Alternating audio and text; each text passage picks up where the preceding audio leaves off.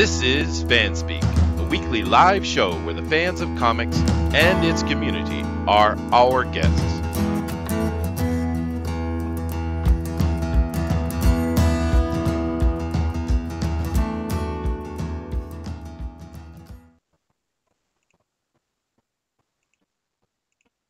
Hello, everybody, and welcome to the show. We got quite a treat for you today. Of course, this is FanSpeak, and I am Chester C. Busby III. Very happy to have you guys here. This is going to be a great show. We're going to be talking to Ben Henderson from Cautionary Comics, of course, as well as a little bit of news, as we always do on FanSpeak. And, of course, welcome. Do keep in mind, we have all our links down below. We'd really appreciate you checking them out, in particular the FanSpeak over on Facebook. We do know that Facebook is going through a bunch of trouble right now. We understand that, and we'll see what happens. We might have to find another format for that because, as we all know, Facebook just committed absolute suicide by allowing the French government to delve into their IP files and telling them about everybody who has hate speech. And, of course, no one is bothering to ask what exactly is hate speech. So, yay, Facebook. But anyway, until it absolutely implodes, please go over and join us on that group.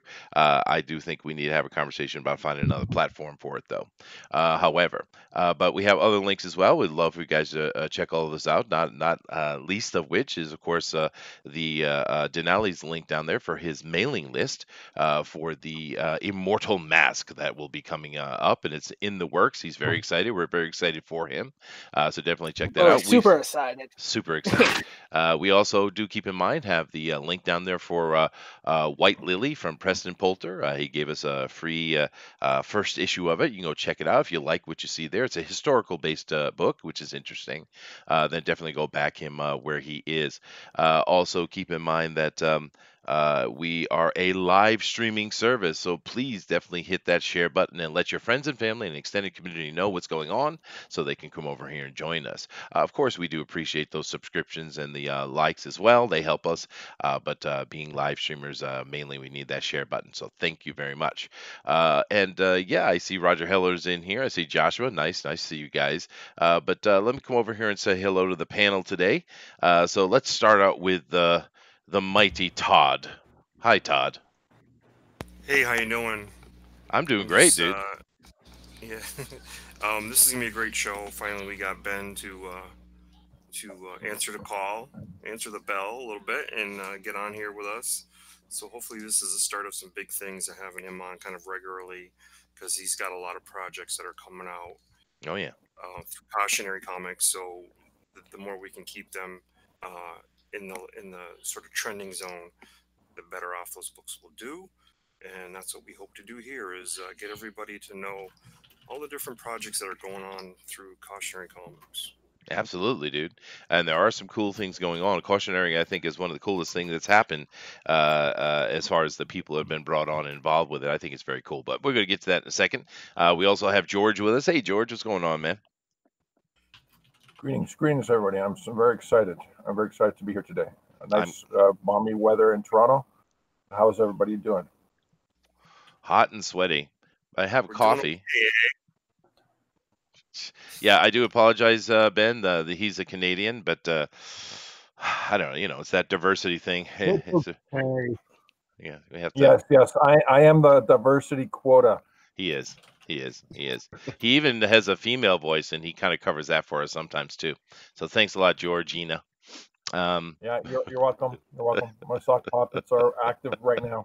Oh my goodness. Moving down, of course, we got Dr. Wright with us as well. How you doing, man? Hey, how you doing, man? I'm doing pretty good. Yeah, nice to have you on here. Nice to have you on and have a conversation with Ben Henderson here. We're going to be talking about all the cool books and things that got going on. I think it's pretty exciting. So awesome. And of course, we have the co-host himself, Dinale, or I should say the co-host with the most. I've never used that one before. Oh, you always said the intrepid reporter, Dinale. That's right. But hey, guys, how's it going? Excited to be here. Excited to talk to our special guest, Ben Henderson. And also excited to be promoting the Immortal Mask. So thank you for that shout out as well, Chester. Oh, no problem. And I'm excited when the promos image are ready to show them off. It's going to blow everybody away. But enough of that. We're on to our special guest, Ben Henderson, and his multiple projects, Cesar. that's out. Yeah, and do keep in mind with that we don't know anything either. He won't tell us who the artist is. He won't tell us anything. It's a big old secret. So No. Yeah. fine, It's kind fine, of annoying. Denali, huh? It's Yeah. annoying, isn't it? It's a little like, hey, buddy, what do you got going on over there? I can't say anything. Yeah, man. Yeah. Can you just show us a logo or something? Yeah, he won't tell No, us anything. It's ready. Nothing. It's ready. Until it's ready, I can't show anything. But he's being but he's being CD Project Red on us, is what he's doing. yeah, And that's yeah. which is awesome. But of course, guys, we're here to talk to the man about the hour himself, Ben Henderson. Now, Ben, really happy to have you on, dude. I've been talking to you for a while, and glad that we can finally have you on the show. It's really cool. I do have a question right off before we get into any of the normal questions we ask, though. What happened with Ben Henderson and Ben Hennessy? What happened? Explain this ultra mystery. It's two different people. I need to force multiply.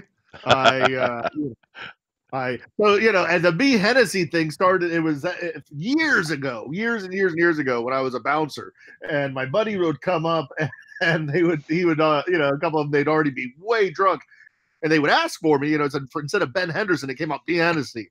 I get and it. it just stuck, So when I first started doing Ravage #1, it was a 12-page, intro comic, kind of like Evil Ernie was, issue 0, 12-page. Remember that?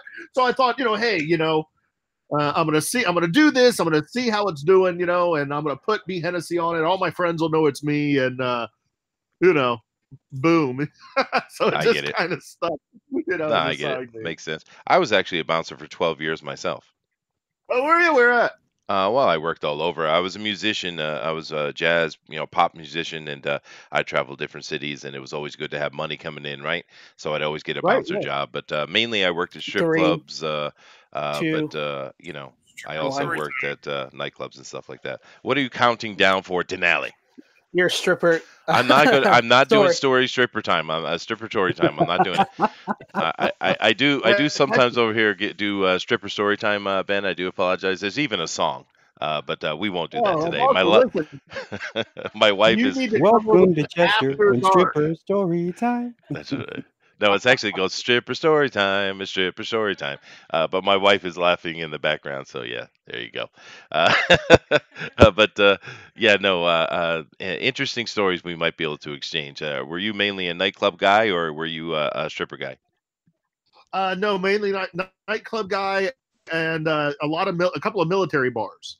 Oh, I see. Was my thing around D.C., Virginia Beach, Norfolk. And then Pensacola, down in Florida, and then some up here in Jacksonville, which is a big Navy town, Sure. Well, I worked at the Temple down in New Orleans. That was probably the most raucous nightclub I ever worked in. Yeah, that was a pretty serious place. But those are conversations for another day. We're here to talk about comic books, man. Now, of course, you are Cautionary Comic Books and Comics, and we're going to get into that in a second. But we have two questions we ask everybody who comes in here. So we're going to start out with that, all right? The first question is, what brought you to this community? Now, we understand we have people from all over involved here. We have the Comicsgate people come in. We have indie revival people in here. We got Team Comics people in here. All the various indie revival type of things that are happening under that big umbrella, of different groups. And but in essence, we all kind of got here in very similar ways, I think. And I'm just curious, how did you end up in this community, seeing as you're a comic book company guy? Yeah. Well, it was.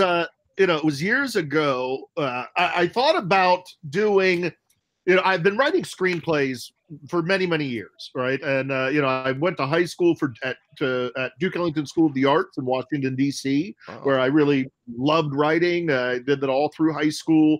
Lots of the characters, lots of the stories that I'm telling now have actually sprung from that time, and my early 20s, I just kept writing and writing and writing. So I had a stack of screenplays. I ended up, I was thinking, really about mid 2000, 2006, 2008, the comics that I was seeing, that I was getting, I could see the quality going downhill. I would take my, then younger oldest son to the comic book stores around here. up and down the East Coast, really. And it just wasn't the same experience that I was looking for. The material wasn't the type of quality, the material that I, saw. And then following along with, Doug Ernst and Richard and everybody, seeing, how the industry was really treating people, treating veterans, treating, their customers, their fans. I thought, hey, I can do a good one, and I'm going to do the best one that I want. So anyway, that really took us there. So then, I said, well, I'm going to put my money where my mouth is, and I'm going to make that 12-pager, right? Right. Whether the crowdfunding worked or whatever, right? I was going to make that 12-pager. I wanted to have something that was on my bucket list. It was going to happen. So, I ended up, really hitting it off with Jimbo Salgado. That, and then of course, my whole epic journey with Chuck Dixon. That's been a blast, an amazing experience. I'm still learning every day. It's a different art form, of course, than filmmaking or novelization. So then, I reached out to Ethan Van Sciver. I saw what he was doing, and we connected. He was just awesome. This was 2 years ago now. Talking about YouTube and talking about everything we were seeing, at cons and stuff, and the SJWism of the industry and of society, and why that's a bad thing, and so yeah, that's what really brought me in, to Comicsgate, to this community, to the Comicsgate community, to indie comics in general. Right. And then last year I was doing my own YouTube channel like you guys are doing, but I haven't really hit that flow with it for me. I might look to do a couple other things in the future to restart that, but yeah, I've just been focusing on writing, creating. We got Ravage #1 out. That's all shipped. We're dealing with any returns or missed items now, and we have another one up, Offworlder.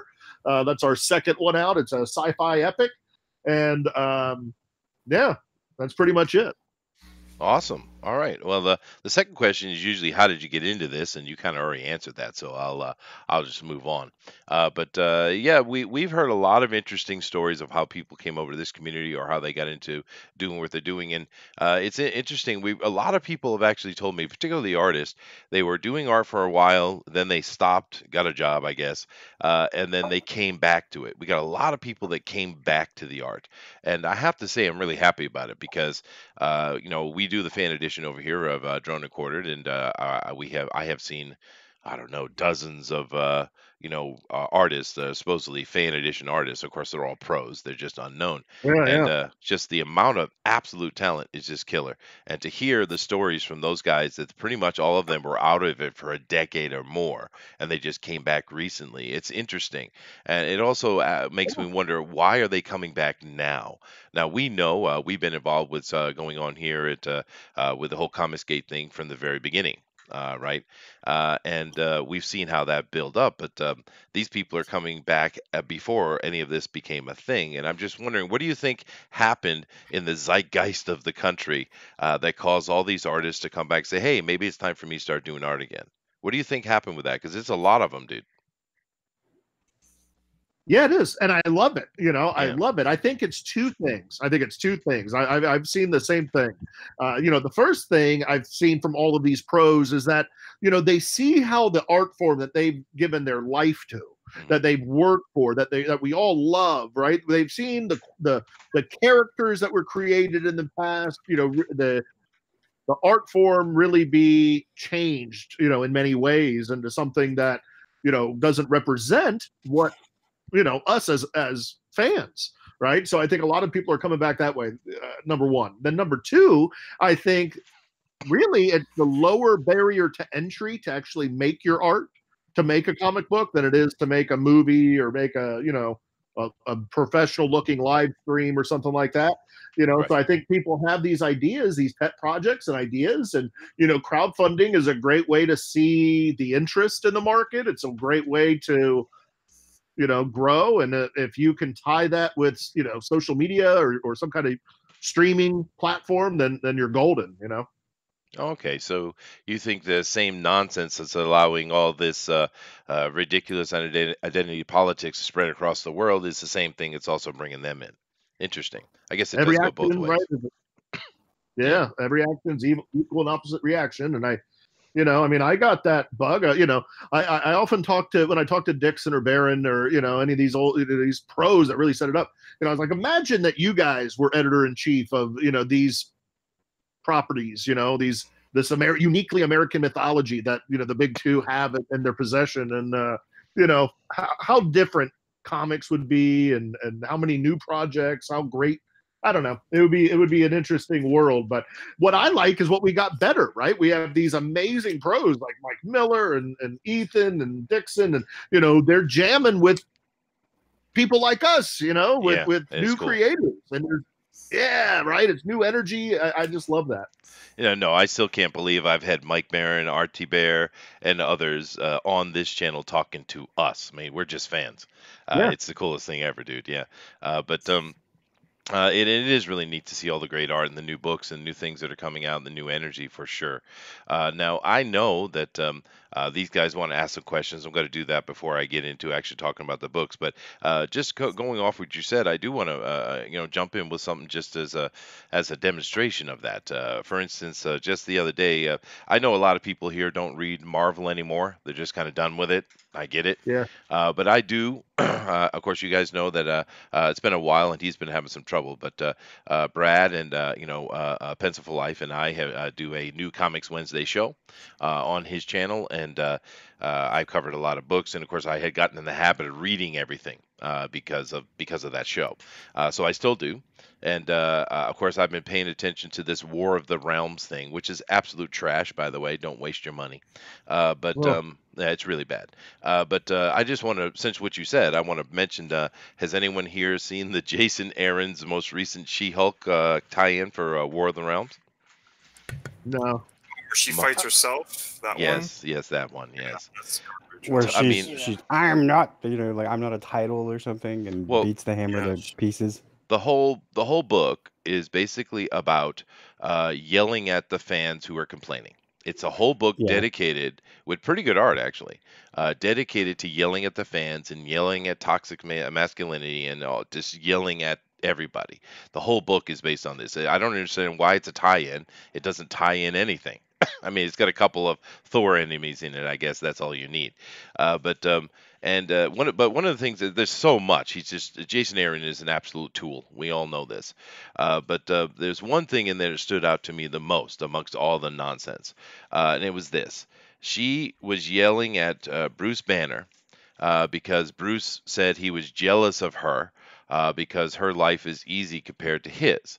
And then she went on to prove to him, talking to herself, went on to prove to him how untrue that is. So we got a dude who's a rage monster, everyone wants to kill, there's special groups all across the planet dedicated to destroying him, et cetera, right? But yet she's in the book complaining about how when she's doing a team up, she gets asked out on dates, and occasionally a villain will cop a feel. And somehow she's comparing that to being equal to the absolute nightmare that it is to be the Hulk for Bruce Banner. This mentality, this stupidity is what is ruining everything, in my opinion. It's this kind of idea. And of course, this touches on what Ben had just said with that. And Jason Aaron is, boy, man, what a tool that guy is. I mean, there's like no redeeming value to the guy. In my opinion. But do anybody have an opinion on that? I wasn't even aware that book existed. Yeah, that's how bad it is. I didn't know. There's really only one creator at DC and one at Marvel that I really, other than that, I'm only indies or back issues. Yeah, no, I get it. I just, because of what I do here on the YouTube, with Brad, I do my best to try to stay abreast of everything that's going on. But I just couldn't be quiet. I know we don't usually talk about that stuff too much, but I just couldn't be quiet about it, dude. I mean, it's just outrageous that they wasted an entire book that's supposed to be a tie-in just to yell at your fans. I mean, come on, dude. I mean, if they were thinking sensibly, they know that Marvel is now a brand. If you think they're still publishing, you're still dreaming. They don't care. Disney will likely, pull the plug and say Marvel is a brand, and they're already outsourcing Spider-Man to IDW and other companies. Yeah, we've covered all that here. Yeah, that's true. So it's not really surprising. They're like saying, okay, do whatever you want. It doesn't matter at the long run. We have the IP and we can do whatever we want. That's true. And the new fans won't care like the old fans. All they care is the pretty MCU multi-billion-dollar franchise that they have. Yeah, but I don't really think they have. I don't really think they have new fans, Dinale. That's the problem. Dr. Wright, you were going to say something? I mean, it's just ridiculous. I mean, you're using. Before we used to use, I think it's Billy Tucci, in a large argument, he said, the journey and heroes will always be better than this kind of, present day crap. And, we used to write about the journey and heroes and things that would last and be timeless. And now we do this. Yeah. No. All right. Now it's a guy's angst. It is exactly what it is. Him just being angry at fans. But I'd love to have Billy Tucci on the channel. I just don't know if I could get him to sit down for 5 seconds. But Billy Tucci is awesome, dude. I love his. He's a busy guy too. Well, I know. I meant the fact that that's one of the most hyper people I've ever seen, dude. He's super hyper guy, but it's awesome because look what he produces. I mean, that guy is killer. But anyway, I just wanted to mention it offhand. But I do want to get into questions specifically for Ben here. We are going to cover all the book stuff in a moment, but first I want to get questions out of the way. So let's start with George. George, you got any questions for Ben, dude? Yeah, Ben, I have a technical question. Ravage and the printing. Can you tell us something about it? What was the process in the technical aspect? Yes. So what we went with, I wanted to do that, pulp newsprint, kind of, feel to it like the books were in the 80s, which was, always the plan. I always talked about it. Admittedly, I could have put it, on the Indiegogo and, made sure that people understood that. That's why I did the second, Off-Worlder now has an option where you can pick high gloss or newsprint, but it was high bright newsprint, right? With the UV drying. So I went that way so that we wouldn't get any smudges or bleed through. But so yeah, I mean it was a Panasonic high bright newsprint with UV drying was the technical process for it. I see. Well, I'm holding the book in my hand right now, actually, and thank you very much for getting it over here to Japan in such a timely manner. I appreciate that.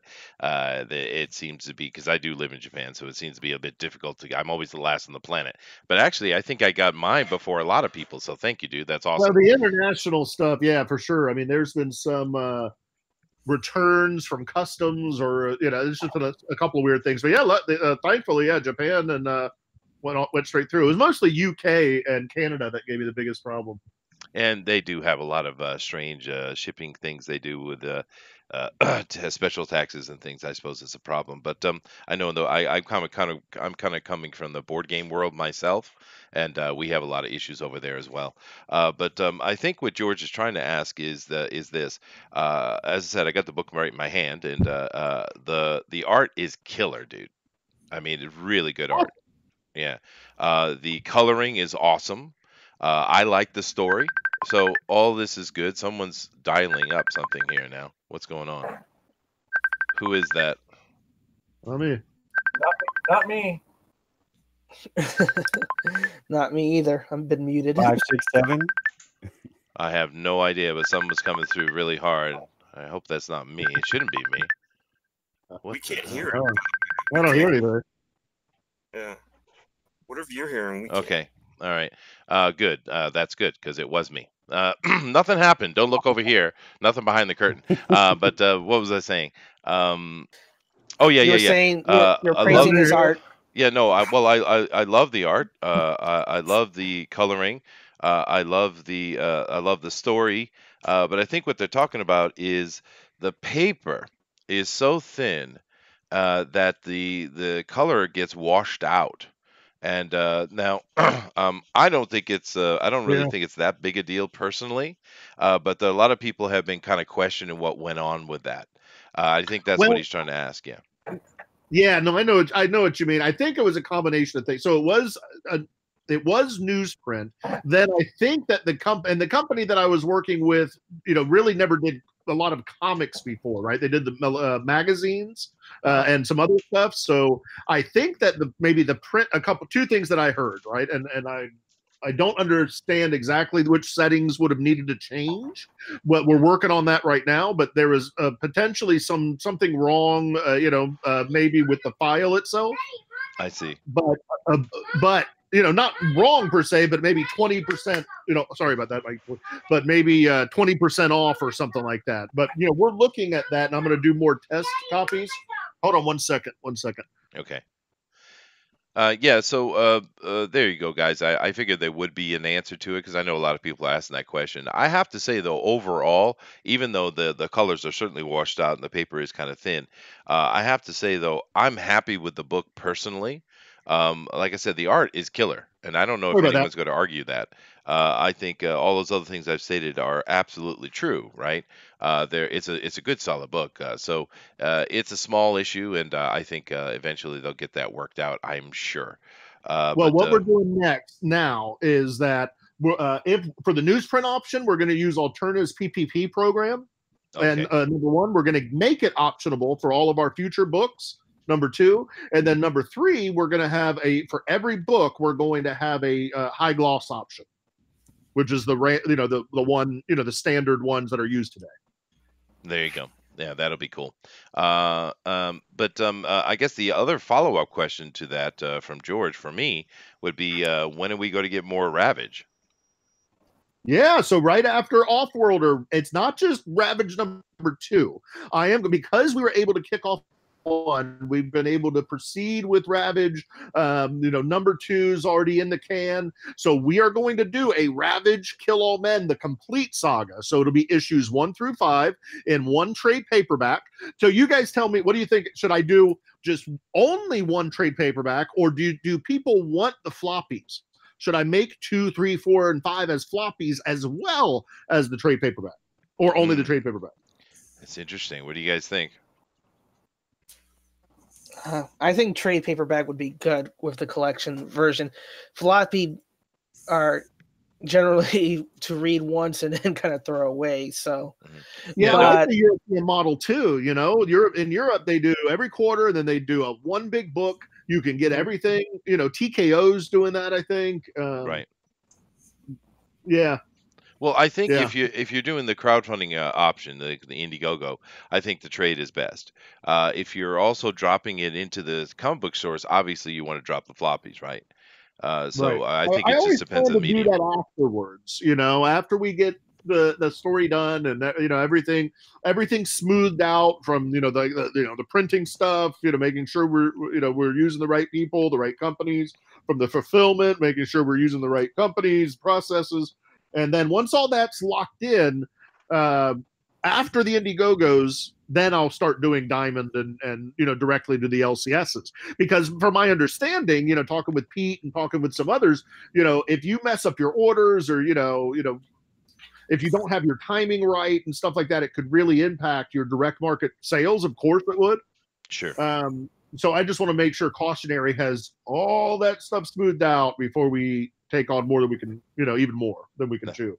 That makes sense, dude. And I know that, like I mentioned, Brad's show, Pencil for Life, we had the preview show where we look at all the stuff that's coming out in previews from Diamond. And we actually had the Diamond guys on the show, and we've talked to them in depth about, what's going on. We were actually able to talk to them about a lot of stuff, the controversy surrounding Diamond, the accusations. Who did you have on? We had their sales manager, Jay or Chris. I think it was two of them.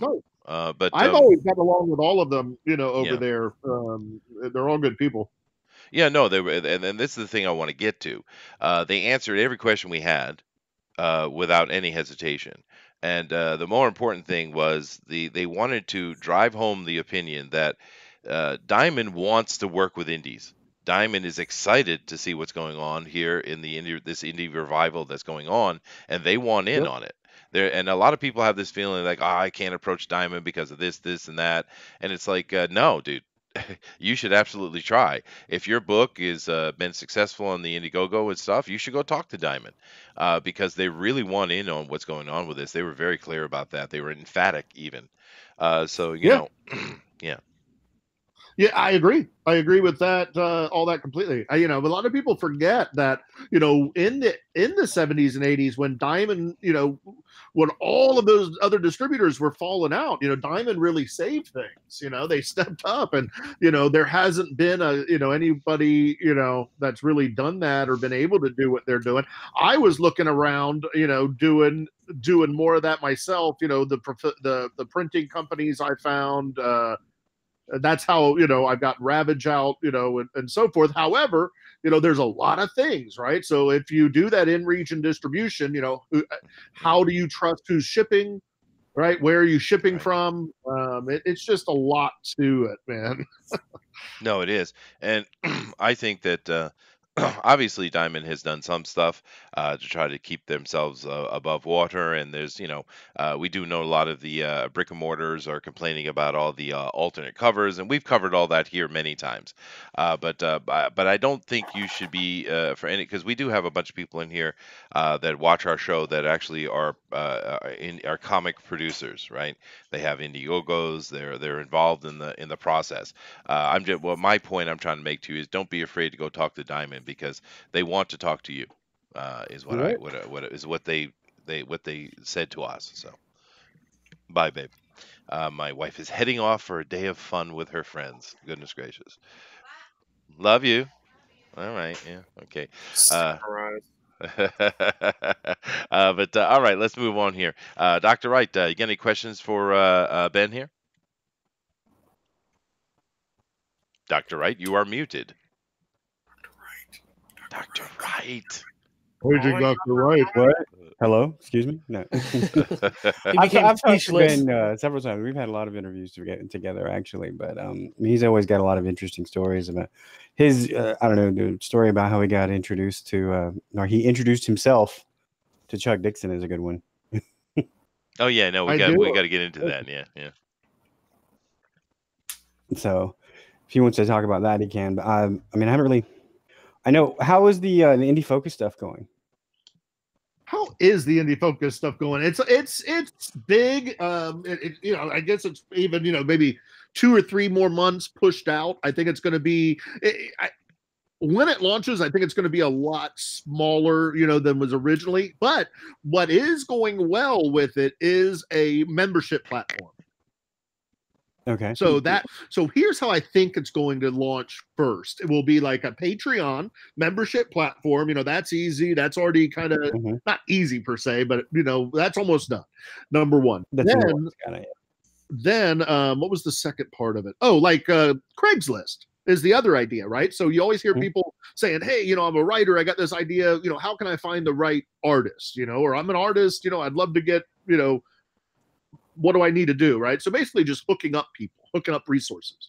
I think that'll be the first 2 out. But, honestly, it's taken a little bit of a back burner. Me and I think Pix and, some of the team that I had brought in, we are working on a couple other projects. So that it's taken a back burner to that, quite honestly. Oh, well, there you go. And I think maybe it would be good if you explain exactly what Indie Focus is, though. Yeah, well, the idea for indiefocus.com was be a portal to focus on all things independent, creativity, right? So it doesn't, not just comics, could be indie music, filmmakers, art exhibits, fine artists, theater groups, fashion, anything. And it would provide, a couple of functions, right? It would connect people who appreciate that, art form, whatever it may be, a way to support those artists, right? There's a whole group of people that don't like corporate entertainment.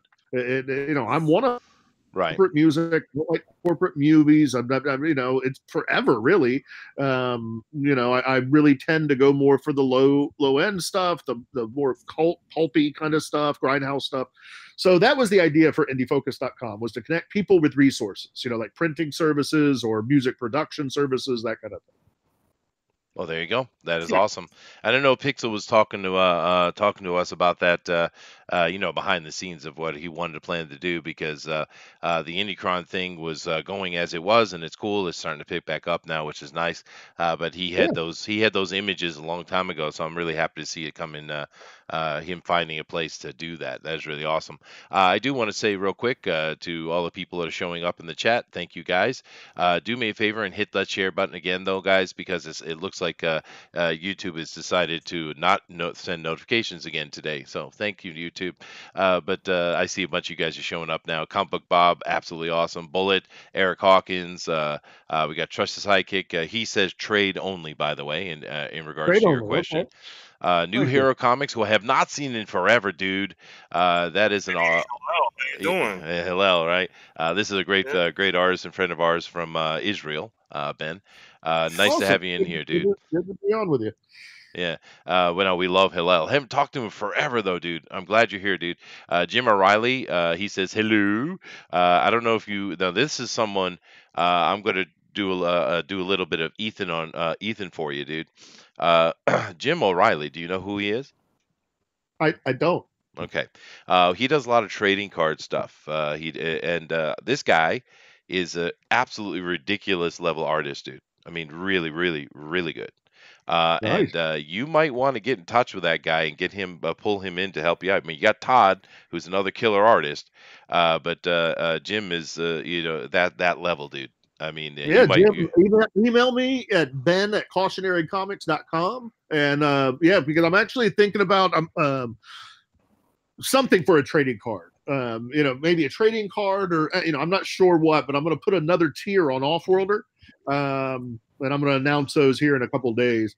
Well, he does sequentials as well.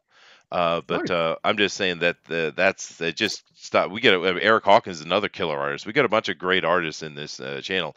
It's just Jim pops up to me because of. I mean, Jim did this. We had the Peter Mayhew tribute on Drawn and Quartered Fan Edition, right? And we had everybody doing, you know, basically Peter Mayhew and Chewbacca, of course, doing their art. His was such a level that it should be involved with Lucasfilm somehow or another. I mean, it's one of the best tribute pieces done in a Star Wars style I've ever seen, dude. It was absolutely killer. I mean, the only other one that comes to my mind of that kind of level of tribute art is actually Todd. And Todd did this absolutely killer Stan Lee one. Have you seen that one Todd did? I don't think I did. Oh, dude, Todd, you got to show it to him, man. That is a beautiful piece he did. Beautiful Stan Lee. But anyway, not to disrespect anybody else, there's a ton of really good artists in here, dude. But Jim just pops up to me for that. He says, "Thank you, Chester." Well, you're welcome, dude. Can you put a link in the description? What, to you? No, dude. But definitely, I will try to give a Twitter link to Ben later so he can contact you. He should contact you, actually. And Hillel says, "Howdy, Jim. Hey, I'm glad to see you. Let's talk soon." Yes, we should talk soon. You know, Hillel actually helped this channel. His wife is a very she's a very managerial type person, and she helped me with some things here for the show and how to word things, how to put things in order to make the channel better. So nice to see you again, Hillel. Anyway, not to get too far away from it. Now, Todd, I'm going to get to you in a second, dude. But Dinale, questions for Ben? So I know we were talking about currently Offworlder and your current projects for Ravage Kill Amends. Do you have any other projects in the line works or anything in the future with Cautionary that you want Cautionary to improve on or expand towards? Yes, I have one. Well, so I'll answer it two ways. The first thing I absolutely have a cool top secret project, but I can't announce it until July 4th. It's our first young adults. Cautionary Tales is what I had originally. I actually own that domain. I had owned Cautionary, and anyway, it's our first kids line. It's going to be, ages 8 through 15. It's a cool project, and we're announcing it on 4th of July. Now, so what do I want Cautionary to get better at?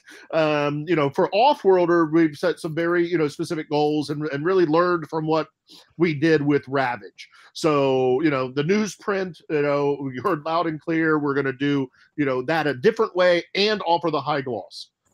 Number one. Number two, my plan is, and what I think we can hit is that I'm sure we can hit. At the end of Offworlder, we're going to be able to set everything shipped to everybody's hands in 90 days and then start the next one. Now, how are we going to do that and, do that differently? Well, number one, if you look at all the tiers, they're easier to fulfill and ship, meaning like, we're not doing any signed tiers this time. Mm-hmm. So nobody's traveling. We're not shipping books. It's just, it takes too much time. Number one. Number two, so we're already 50% plus done with all the pages for the books. Continuing to work for over this next 30 to 45 days. We're probably going to extend Offworlder. So that's the second thing. The third thing is we feel that we found it. The same company that did the cool metal covers, the right company for doing all of our fulfillment and distribution. The first company I went with was a collectibles company. They did not do well. Then I hired in my own company to work part-time. That was okay. And then third time's a charm. I think we found the right approach, the right combination for the next one. Awesome. There are a few companies that do those things really well. I think one of the ones we've seen doing really good with that was Benny's company. What was the name of that one, Dinale? It's like that was AM Solutions. Say it again. AM Solutions. AM Solutions, AM yeah, Benny. AM Print Solutions, that's right. That's with Benny, of course. White Widow is their main big mega hit they've had. But we had them on a couple times, and we've seen all their production values. They are killer, dude, and they're cheap. AM Print Solutions. AM Print Solutions, dude.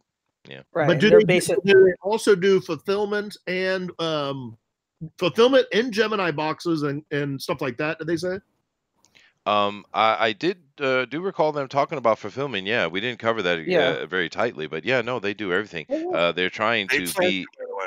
They plan to do that, by the way, Ben. Yeah, they and do. They're local. Yeah. They're not far from you. Yeah, no, they're in Florida as well, based in Florida company as well. Yeah. And their stuff is absolutely beautiful, dude. I mean, they're really doing a good job. Like I said, did you see the White Widow project that came out and just smashed made tons of money? That's those guys.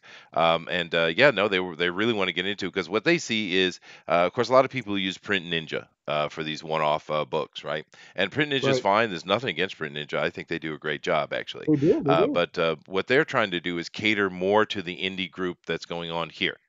And what they need, and taking care of all those kind of things. It's almost a response that we've been talking about since the beginning. I know Pixel was sitting here talking about. Oh, by the way, Pixel, could you do me a favor and drop the links to the Indiegogo and stuff in the chat for the Offworlder, please? But of course, Pixel was talking about trying to get something up and working like that, and as well. It's just a suggestion. I'm sure you know more than we do, but no. I'm going to reach out for sure. I mean, I've been talking to a couple people. I'm leaning toward the company that I've been working with for the metal covers, but I'm looking for the best approach to make this as a not assembly line, but to get a really defined process in place. I think there's several people in the community that are going for that fulfillment. I don't know if you guys caught it. I called him out for it. Timothy Lim's got something going in the background. He does. Yeah, that's true. Yeah. What do you mean? I saw that, and I was like, "You sneaky bugger! That's why you limited the." And he didn't answer me. He didn't want to talk. He said, "We're going to release something in August." That's great. I mean, Tim's always had his stuff out, on time, and well, I think he was testing things. Like he got the high density paper and super gloss on the books. And actually gave them less protection, and then purposefully drove them around to give them like go through the ringer, make them if they would get damaged, you know what I mean? Right. And they didn't. And then he took them and looked like he was using rigid mailers, but there might have been some Geminis in there too. And they mailed them out, and people are already getting them. Like, people are already doing reviews on that book. So that's cool. Yeah. Now Tim is cool. We love Tim over here, for sure, dude.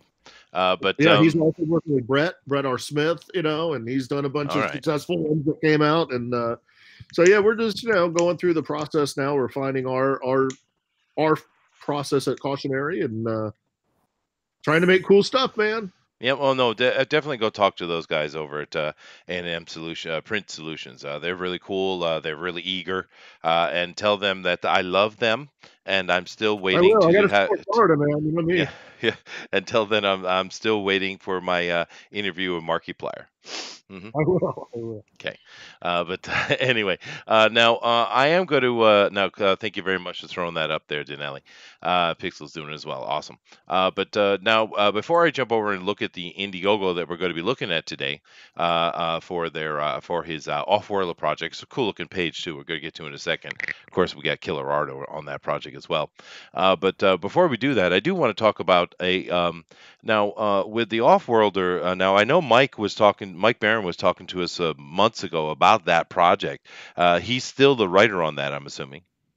Yeah, oh yeah. Yeah. Okay. Oh yeah. So it was based on my original screenplay, and then I took that and wrote that into a comic book outline, and then talked to Mike about it. Then he made another outline, and then Mike wrote the script based on the Cautionverse mythology.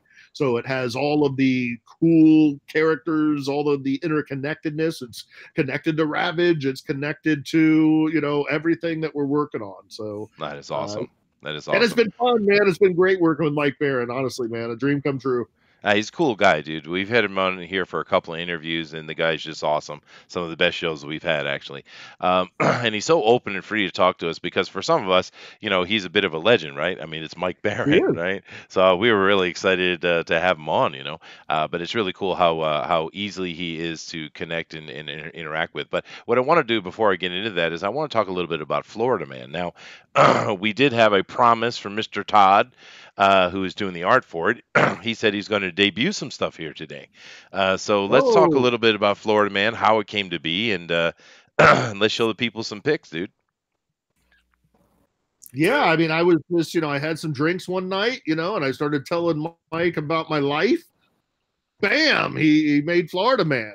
So you are Florida Man. I can't, I'm not going to come right out and say that, but, it's not aliens, but it's aliens. You know what I'm saying? All right. I get it. Everywhere. Aliens are everywhere. So Todd, tell us what you're doing. Yep. You've been working on the project, and you got some world debut imagery for us today. So go ahead, dude. All right, let me get to screen sharing here because I'm not. Habib Rodriguez. Oh yes, Ben is actually in the book as a character. So that's one thing. And I actually have a few other people that are going to be in the book. That's kind of the main thing, Todd. Yeah, but the real question, Todd, is: am I in the book? You can be. If you got a bouncer somewhere, just put a bouncer in the background. That'll be me. Yeah. Yeah. Well, not only that, we need somebody that has a sword. So that's coming up in one of the issues. Oh well, there you go. That's me. Yeah. All right. Oh, we're getting some pictures here. Everybody looking nice. Typical, really good Todd landscape backgrounds. You do those really well, dude. Yeah, this is establishing shot of where Gary lives. Gary's the main character in Florida Man, and his sidekick is Floyd. And sort of these stories, of course he is, that hit the news are really stories that are about them. That's kind of the premise of the idea of what is Florida Man. Well, Florida Man is all these weird things that happen in Florida that only happen in Florida. For whatever reason, something's in the water down there. So these two guys are going to sort of be behind it. And this is Gary and Floyd outside of their double wide, Gary's double wide. Dude, that is a full-on mullet, dude. That is, hey man, it's down here in Florida. Floyd definitely has a mullet, very 80s style mullet. And There's still plenty of mullets down here hiding Are there? around like Business Bigfoot. in the front, party in the back. That's right, baby. Hey, I'm not too shy to admit I had a mullet in the 80s. I had a rat tail in the 80s, dude. And there's a early 80s. reference. Here's a page 2 that took me about a week. I think I remember telling you guys that it has a few stumbles and a few gags, a few visual gags that happen on the page. So it was a tricky page to make sure I hit all the notes, because this was written as 6-panel page, and I ended up adding 2 panels. Now one can kind of considered an inset panel, but the panel where I zoom in on his feet and show that he's about to slip on a beer bottle, it just had to be added because Right. the movement of great. I know the script very well. That's it's perfect. Yep. So this is one of the rare times where Mike was really good with what I did. He didn't give me a bunch of crap about what I added and what I took away. But I definitely only.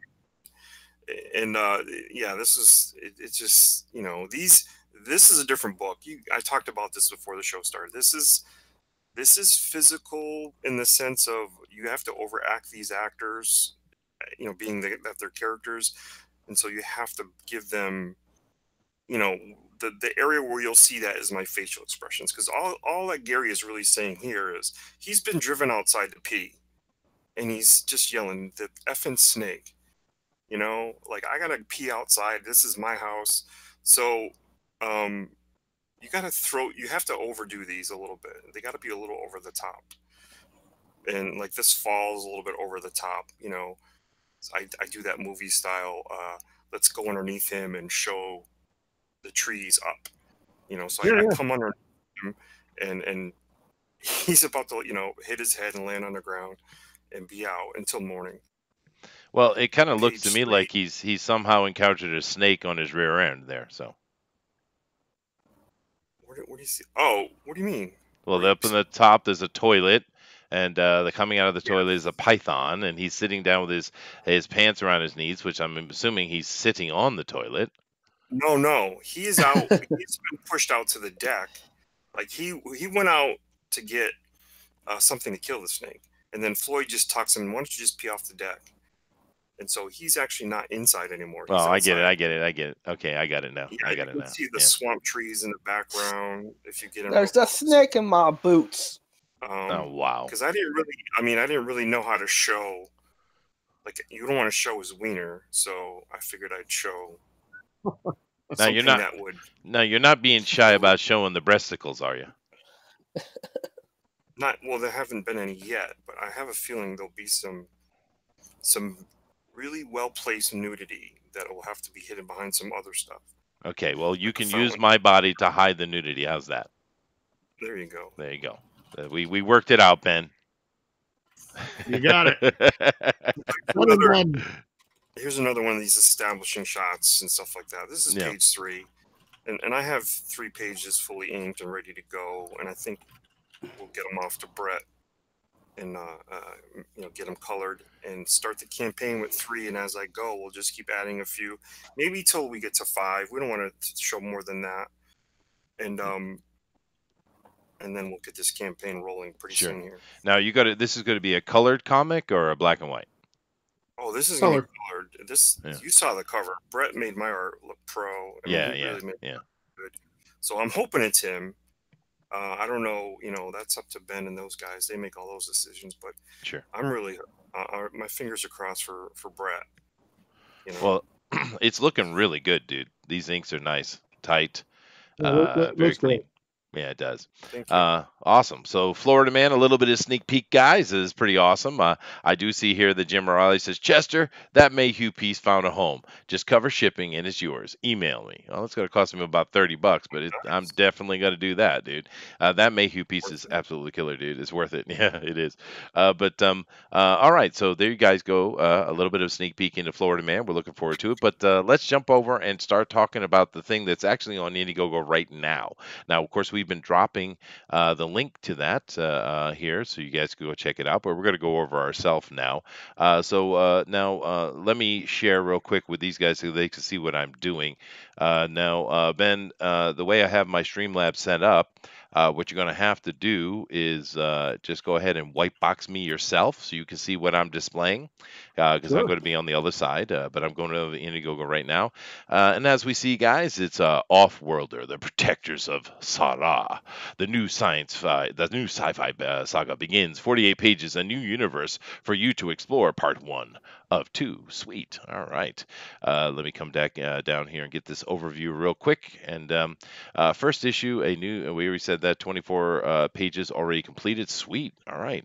7th century Scotland. Henry Gunn leads his clan in a ferocious battle with Viking invaders. But with victory in sight, he is ripped from space and time by an alien race. Ooh, the Anunnaki seek a champion to stop another alien race from conquering all known space. The off-worlder sacrifices himself for his people. Now he must fight an intergalactic war to save them, in the tradition of the stars, my destiny, and the Silver Surfer. Sweet, dude. Very nice. Anunnaki even. I usually get yelled at when I talk about the Anunnaki over here. They don't like my anthropology. That's my major from university, by the way. He's too Oh, is it long-winded. really? Yes, yeah. Yeah, the Sumerians, they're the OGs. Oh yeah, absolutely, But dude. in the Off-Worlder, they fight an alien race called the Lazarson, and they're the kind of the antagonists throughout the Cautionverse. And then as part of the Off-Worlder campaign, we were lucky enough for the amazing Mike Miller that he's going to do a cover for us. That's also going to be metal. Oh, sweet. One. Yeah, and he allowed us to work with Lone Star, and we're doing a Lone Star Ravage crossover called Blood in the Jungle, one shot. Wow. All right, good on Mike. He's Yeah. allowing other people to see and do stuff. That's nice, Mike. Thank you. Now we'll get to the perks here in a minute, but I'm going to come down and show the art off. Okay. But here's our cover. Now, we saw this before. Mike Barron was on a few months ago, and he showed this to us, and talking about the book at that point. He couldn't give us a lot of information because, of course, it was too early. But now that we're on Indiegogo, I'm assuming we can talk away about it. So we have a Scottish warrior who has been pulled by the Anunnaki to be a intergalactic champion. All right. So can you give us more information about exactly what the plan is here? What's going on? The art is killer, dude. Who's done these pages? Whose art is this? Jordi Armenthal. He is based out of Barcelona, Spain. It is awesome. They don't make comics like this anymore. Honestly, It is beautiful. Yeah, and I mean, it's really it has depth to the story and to the art, and really sets this star-spanning epic, really. But the Anunnaki, they're seeking a champion based on lineage and genetics that can really work with this technology that they have, but that they don't understand how to control anymore.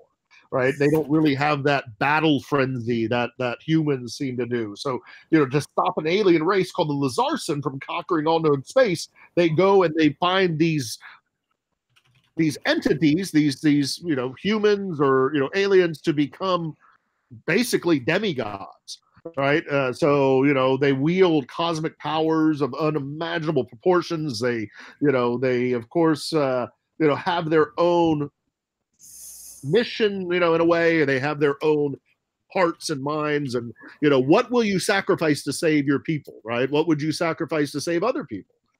It goes into these stories. Now the character of Henry Gunn is actually based on my ancestor Henry Gunn, the Henderson, the Henry from Henderson, Sure. off of my line, and it really got my reading all about his adventures and who he was, and then I always wanted to make this. This is years ago. A sci-fi story, so I combined history and sci-fi, and the Off-Worlder was born. Sweet, dude. Now, I just quick question: are these the Anunnaki as gods, or the Anunnaki as high-tech space aliens? Which high-tech space aliens. All right, cool. And I love that piece of Mike Barron. That's awesome. Yeah. That headshot. But also with the no, that's all right. That's good enough for that. I actually have a cosmology of my own that involves the Anunnaki. And I think a lot of Oh, people wow. do, yeah. But because most it's one thing. It's actually for me that's been interesting. I do a lot of academic stuff, and so I do write, but it's academic, writing. It's not fanciful or fiction, right? But since Right. I've been over here, I have been putting scripts and stuff together for comics and doing various things with that, and people seem to like it. So, excuse me, people seem to like it. So it's I'm kind of putting my hand in the air, I guess, in a way. So I mean, it's a great idea. Plus, Hmm? it's fun. It's just It is. fun. I've It been is. creative writing for years. It's just fun. It is, yeah. I'm enjoying it. It's also a break away from because most of my writing I'm doing these days is simply translating. I'm part of the Sumerian project, and I translate cuneiform tablets into English. Wow. So most of my time Cool. is spent doing that as far as the anthropological stuff goes. But I'm Right. having fun with it. I am certainly having fun. But once again, I'm sorry I won't get into the anthropology because I'll get more emails. Damn it. But Yes, you will, Chester, thank you. and you're So glorified. you're saying you can read and write ancient Sumerian just like I can. Yeah, no, I can. I'm No, licensed I and can't. everything. No, I'm joking. No. I can't do that. Oh, you can't do that. No, no. No, no. My specialty was linguistics. So yeah. You should Uh, ask him about the other 11 dead languages he knows how to How read many and write. languages have you made for D&D games, Chester? oh, a lot, a lot, dude. I knew it. He's like, well, Well, actually, I have these 5 over here. But yeah, no, of course. Stay Totally tuned. unspeakable. Stay tuned. In 5 minutes, I'll be posting his resume. So Oh, all right, fine. And of course, Hillel, who's over in Israel, of course, he says, engage cuneiform. Yeah, sure, dude. We could also get into the ancient Hebrew if you'd like. But anyway, I'm going to play. This has nothing to do with what we're talking about. I'm going to play this trailer. Am I going to be happy, Ben? Am I going to be happy with this trailer? I'm thinking you will. All right. Okay, because we have high standards over here, just so you know. he's pretty picky. I am very picky, dude. But I'm going to play it anyway. It's happening. You got to play it. We'll see now. No, I'm nervous. All right, here we go, guys. 7th century, Scotland. Henry Gunn leads his clan in a ferocious battle with Viking invaders. But with victory in sight, he is ripped from space and time by an alien race. The Anunnaki seek a champion to stop an evil alien race from conquering all known space. The fate of the universe rests on the shoulders of a troubled demigod they call Offworlder.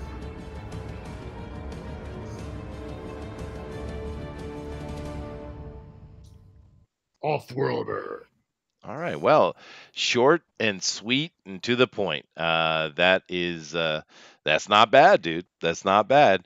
The reason we're joking about being picky is because we've been doing this for a long, almost nearing a year now, and we have covered a lot of Indiegogos, dude. A lot of them we've had people over here talking about it, and a lot of those trailers are really bad.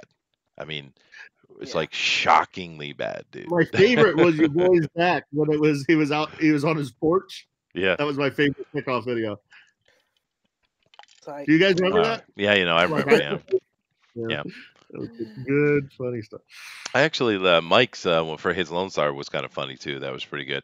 I think the best one we've seen so far was Hero, though. Blood of Patriots. I don't remember the video. Oh, that dude, that freaking trailer was just absolutely killer. And that actually had the Doug was the guy who did the metal riffing and singing for it. Actually, it was pretty cool. But no, it wasn't. No, it wasn't Dinale. Who was the other guy? Not the Blood of Patriots. There's another guy that had a great heavy metal trailer. that was a Lone Wolf. Legends of Lone Wolf. Legends of Lone Wolf. Yeah. Yes, dude. Wolfpack. Yeah, no, that was a killer trailer, dude. But that's not bad, dude. That's straight to the point. That's what we need. Is you're not sitting here talking about I have been writing this for 55 years and finally come to bring this to Indiegogo. I've decided that I dislike Marvel. Okay. we edited that part out of the video. Oh, He did no. say all that. Got rid of it. Yeah, did he? Good, good. I'm glad someone helped him out. Now, Pixel Trader is understand. He knows what I'm talking about. It's the Chaos trailer from Ryan Cardinal. That was really good. That Mhm. was ridiculously good, dude. That's the one I'm Yeah. talking I about. reached out to him and told him, like, dude, you could sell that to other people. You Your talent could, is good enough that you could sell that ability yeah, to other people. They'd buy that. What's it yeah. called now? I gotta check it out. Ryan No, Cardinal Caius. is the guy's name. Kayas, yeah, Ryan, a very, really, really good artist, Ryan Cardinal and his Kayas, yeah. It's just that trailer is just ridiculously good, dude. You should go check it out Did just you for. see his he had a couple like time lapses where he showed how he created it was like a bottle on a table, and he made that into like a huge explosion with a light emitting from the middle and these different rings, going around it and everything with just the digital picture and then embellishing it. Wow, really? I didn't know that. Yeah, It it's is. like a bottle on a table. Oh, that's awesome. But yeah, no, Ryan did a great job with that trailer. It was really, really good. But this is a good trailer too. It's a short to the sweet to the point. It's showing off the art. It's talking about the project in a very direct manner, and that's what we like to hear. So we got a good idea what Offworlder is. This is a sci-fi thing dealing with a little bit of history aspects as well. And we got ourselves a fierce Scottish hero, which of course, yay Scotland. It sounds like Ben and I have Indeed. very similar roots. But That's right. Yeah, absolutely, dude. I'm a So Right. it's Busby. the Do I'm you a have a Busby, romance sir. in this? Yes. Yes. There's a You romance. do? Yes. I knew it. yeah. Yep. You're going for the Outlander group, aren't you? No, no. I mean, it's not a big romance. I mean, it's not like, that's not the main point of it. But he has many. Just look at the pictures. I mean, he has many romances. He throughout loves many. Yeah, looks more Conan-esque Yeah, he's rather more than Conan-esque. he's not monogamous. But No. let's take a look at these perks we got here. Now, Mm. once again, you do have a featured perk here, which is something we suggest that everybody do. So good on you for doing that, dude. And it's $100 perk. So VIP pack with rare metal cover. So lay it out to us, man. What's going on? What are we gonna get for $100 here, dude? Everything that Offworlder has to offer. So the first thing you'll get is the Offworlder Part 1 48-page copy. That's the high gloss copy. You'll also get that in newsprint. You'll get a rare collector's coin, just like the one we did for Cautionary. We're going to do one for the Offworlder. You'll also get the metal cover, the legendary artist cover from Mike Miller. We're going to be releasing that in a week or so, showing what that looks like. Then lastly, you will get a gloss cover and a newsprint version of Lone Star and Ravage: Blood in the Jungle. It's Sweet. Lone Star, the Randy and Manny from Ravage, the Protectory, the ladies from Ravage, and it's all set in Vietnam. It's going to be action and mystical mystery and sci-fi and everything. It's a big, cool mashup, and it's just been great working with Edmund Boyette on that. He is co-writing it. He's really outlining it and putting everything, coming up with great ideas. It's been fun working with him. This is his Awesome. first comic. So yeah, just having a blast, which is really what I wanted when I got into this. I wanted to collaborate with cool people, see my ideas, be enjoyed, and boom, it's about it.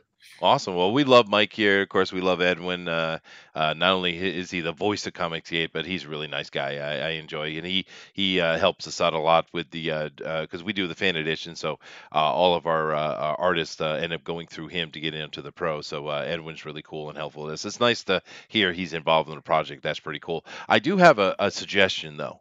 I think would really make this perk a lot better. What you need to do is go over to Mike, slap some lipstick on him, and have him kiss all the covers. Yeah. I'm sure there would be people that would want that. It was interesting when he did Boba Foot. Yeah, right. That was pretty fun. Yeah. Drawing stuff in the street that cracked me up. Yeah, but definitely next time you talk to Mike, make sure you mention to him that I made that suggestion. Just I will. Yeah, just make sure I you do will. that. I'm going to float that by him for sure. All right. Second printing of Ravage. So we're selling along here, which is a good idea, right? You're a Cautionary Comics. This is not a one-off. You're a comic book creator, right. So it's a good idea. Now with the Ravage #1, now this is that's a different cover than I have sitting in front of me. Yes, so this is a brand new cover. This is by Jimbo Salgado. This is only for the second printing run, and that's it. So this cover, it will be very, very rare. This one is only available on Indiegogo. Oh wow! Now the two covers I have sitting in front of me are pretty good too, though. I do like them. Oh yeah, no, they're awesome, man. I mean, I love them. The one is the retail cover, so when we do go, basically that's the cover I take around to comic book conventions, and what we'll use if we go through Diamond, or I when see. we go through Diamond. Sure, sure. Yeah, it makes sense, dude. And of course, you talked a little bit about Ravage. Now, this is probably going to make me look really stupid, so everyone can laugh together.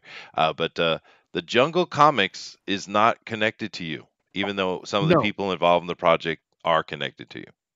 that's correct. So I think of see. it like a cousin comic in a way. I It see. was written by Chuck Dixon as well, but the art is the always amazing Kelsey Shannon. Yeah. Comics was actually it's a public domain. It actually was a comic. I think back in the 40s, and Chuck really took it and revitalized it, made it modern, and it's funny. And I would recommend everybody get Antarctic Press did Jungle Comics. Oh, I see. Those from Antarctic. And one of my covers here for Ravage is Kelsey, right? No, Oh no, no. I thought he One did a is cover for Ravage. I would Oh, like him to. I So see. tell him to call me. It's the naked But jungle people that's confusing my brain. That's what it is. But yeah, this totally. the second perk here is Kelsey the Ravage. Jungle Comics. Yeah, Right, we love it. exactly. Yeah. But I'm waiting for that one though. I haven't got that yet. But of course, we're seeing this exclusive cover, $7. Pretty awesome, dude. Then we come down to Blood in the Jungle, which is the crossover with Mike Miller's Lone Star, which is cool. Great little art sitting right there, dude. Lone Star is a kind of cool character too, so I love it. that's nice. And then we have a digital here. And this is the beginning of our off-worlder stuff. So for $10, you get the off-worlder #1. Now, with this project right here, I know I saw it up top. Let me check it again. The 48 pages right now. Do you have a stretch goal in here that will allow you to expand the book, or are the 48's done? That's it. I have it as 48 done right now. That's it. And here's why I'm thinking that, and I'm open to feedback. But with 48 pages, 24 are already done. I can hit my 90-day goal of getting everything fulfilled. 6 months longer than double the time last time. So I want to make it streamlined. I want to make it easier to finish producing. What I've asked the team is I want the final file done. It's 30 days right now. If you check this, so we have 30 days. I want that final file done in 30 days, which we're on target for, #1. Then if we don't have to sign, if it's only the 48 pages, we can get that done in the 90 days. All right. That's what I'm thinking. So for stretch goals, I was thinking about doing maybe trading cards. We're starting to really create as a Comicsgate community. There's tons of cool cards that you can collect. I was also thinking, which I've never really collected, but I'm starting to now, the comic book size metal prints. What do you guys think of that? Do you guys like those? I do. I got the Ashcan metal print for Lone Star. I don't remember that being in the thing, but it came in it must have been. But I got two of those, and it's like Ashcan size, right? It's Right. really cool, actually. I love them. Yeah, I think it's a good Yeah, I'm idea. gonna do that. I think that's my next one. So you see, what you're looking at right now, the Narwhal print, Mhm. right? This is from Narwhal. I'm gonna do that as a metal cover, and I have a special print I'm gonna announce when we get to 9,000, done by Chuck Dixon, drawn by Chuck Dixon. Really? Now that's interesting. Wow. I got the original at home. Yeah. So I'm going to make that into a print, and I'll be announcing that. I think we're pretty close to 9,000. But yeah, I'm going to announce that tomorrow. Once we hit 9,000, I'm going to announce the new tiers. You are very close to 9,000. You're at 88.66. Now I'm being in Japan. I actually it was originally on the yen. I switched it back over so everyone would see the dollars. But Yeah, I think some people complain, Chester, it looks much better in yen. All right, fine. But now coming down here, we get the newsprint copy, which you talked about. Now this tall alien gray I'm looking at, I'm assuming is the Anunnaki. Yes. I get it. Cool. Yep. We You certainly see the think a lot. long crown, the long skull, the Sure. cone head shape, and I don't know. Anthropologically, I got to come on a show. How do you got all those skulls in Peru? The Where are those? Paracas stuff. Yeah, no, Yeah, absolutely, dude. We could have a red conversation about hair. that. Yeah. Yeah. Yeah. Well, Ben, actually, there's a show we do on FanSpeak here because we have multiple different shows during the week. Tomorrow is our TFT, which is Tinfoil Talk. And on Tinfoil Oh, Talk, we good. talk conspiracy theories. And I would love to have you come on and have us do a conspiracy theory about the Anunnaki because when I speak about it elsewhere, I get yelled at. But on my TFT, I can Oh, talk hey, about any damn thing I want to talk about. All right. do it. I'm Sorry. happy to, man. That's your box there, Chester. That is my box. Are That's you why we have it. whining? I'm not whining. There's no whining. we want to talk about aliens. I hear a little whinging, man. Just Fine. All right. But $10, we got the newsprint here. Awesome. So you got those two options coming off the digital there. And now we have the off-world and crossover newsprint. So you really are doing the gloss and the newsprint. You're really splitting it out like that for $17. And then for $20, I we have like Lone the Star. newsprint, personally. That's why I wanted Ravage to be a newsprint, but I think the Peter's alternative, the PPP program newsprint will be a little different than my newsprint from Ravage #1. So I'm getting some samples of that. But yeah, I want all my stuff in newsprint. Yeah, no, Peter does newsprint really well, actually. Yeah, you should definitely check that out for the newsprint stuff, I think. I'm not sure, but I have a feeling one of the things with the Ravage, because the color bled out, I think is the real issue that people, they didn't bleed out, it just it become dulled. But I think what the feel in the hand, this newsprint you have on the Ravage, it's just very thin. Whereas Peter's feels like the old comic. It has more thickness to it. You know what I mean? And it's much better than the old newsprint, right? I mean, we all remember the newsprint. We all collected it, right? But Peter's doing newsprint at the absolute epic level of it, I think. No, I want to use his program. I mean, supposedly it was the same paper, the High Bright newsprint. But from my understanding for the color, file setting might not have been exactly right for newsprint. Oh, okay. Well, there you go. That might have been it. Yeah, because that's, I think, the only real thing that people were talking about. But the book overall is really good, dude. I mean, that artist is killer. Who's his name again on Ravage? Salgado.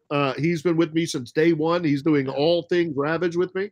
And yeah, he's going to do the complete saga. So it'll be 120 pages, or at least 100 plus. But yeah, 120 page book.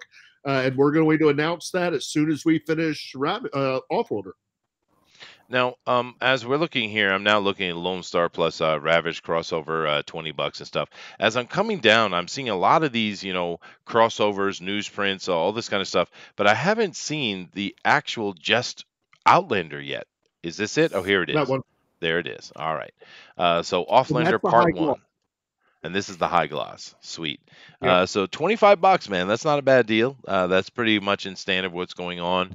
And it's really good you have digital. And we ask this question, everybody comes over, because now I'm over here in Japan.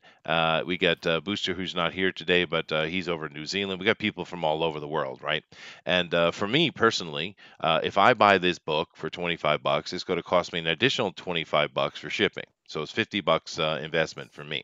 Now, I'm fine doing that, but not everybody is, for sure. And having that digital here for $10 is a really good deal, dude. And now we've had an argument, an ongoing argument that's been going on here for a while, that digital or not to digital. Now, we personally believe that because of international audiences and things like that, digital is a really good way to go. Why would you pass up money? Why would you pass up opportunity? But on the other side of the argument, you have people who are saying, yeah, but they're just going to steal it. That means they're not going to buy it, yada, yada, yada, yada. But what is your standing on it? I mean, obviously you think digital is a good idea because you went with it, but what's your standing on this argument? So I am making sure that, just like I did with Ravage, everybody, at least the physical copies are sent before I sent all the digitals, so that the people that backed me had that first. Now, I also drove, I had 5 comic book stores that bought those comic book store packs. Most of them were local to me, so I actually drove them there.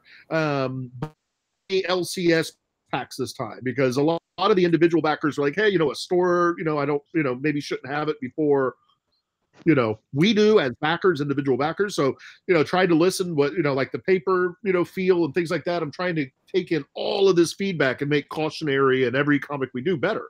So, really, spawn that. So yeah, I'm going to do digital. I'll probably release it after the backers have their stuff in hand. But, like you said, I don't want to put anything in people's way to be able to read the comic. Right. No, I agree. Because it's a fierce argument, dude. I mean, Dr. Wright, certainly you have made a few comments on the digital aspect, and we know that there's a lot of people who are very against it.